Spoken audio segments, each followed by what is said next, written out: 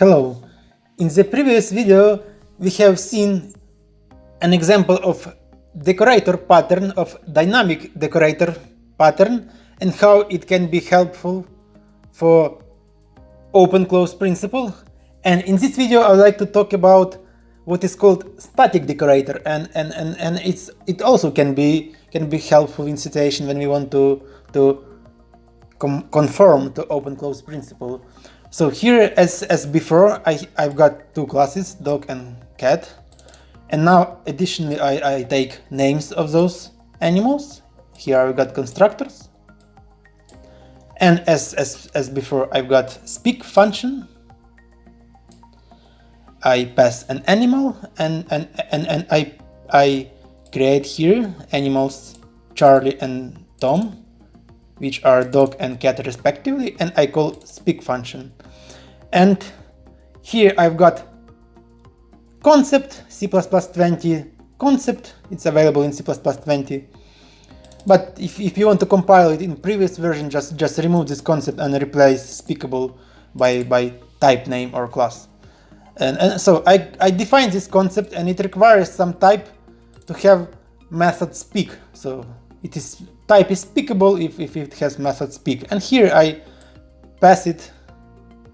Here I have template parameter speakable t, and this is my static decorator. And the type that I pass here is a template parameter.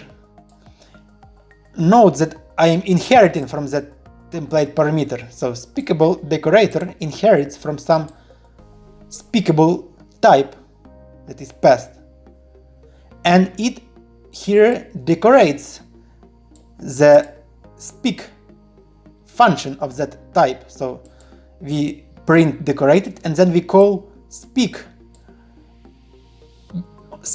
of the base that we have here, that will be passed as template parameter and then substituted as template argument.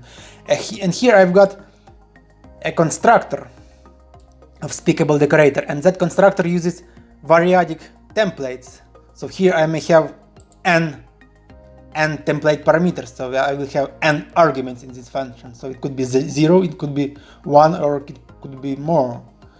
And I'm taking this variadic template, taking these arguments, and here I call forward, and I use what is called parameter pack expansion. So I expand all those arguments, and I pass those arguments one by one in one expression, one by one to my base t that will be passed to some unknown base t, unknown until the compiler will substitute it here, and compiler will here take care as well.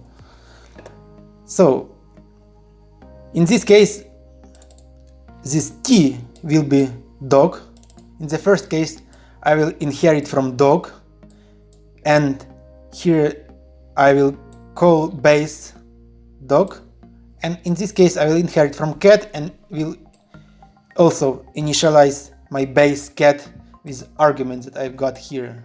So this Charlie string and Tom, they will go here and will be passed further to the base, and base will be dog and cat. And that's how I create such decorator. And then I will call speak on those dog and cat when I print decorated. And that's how it works.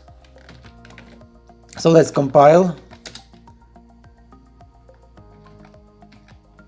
So we see decorated Charlie and decorated Tom, and pay attention that I'm using C++20 and GCC 10. So that's also can be sometimes used to achieve some kind of closure in some parts of the code, to keep some parts of the code untouched when we want to extend some behavior, and when we expect actually such situations, because we don't need to bother by adding some abstractions or templates when we actually know or are sure that some parts of the code will not change. If they will not change, if the behavior will not be extended, then there is probably no need to care about such decorators and so on. But in cases we need to extend the behavior in such ways and pass, for example, here we can pass decorated animals and extend behavior of those animals. So in this case we may, and when we use templates, in this case we may use this static decorator pattern. So that's all for this video. See you next time.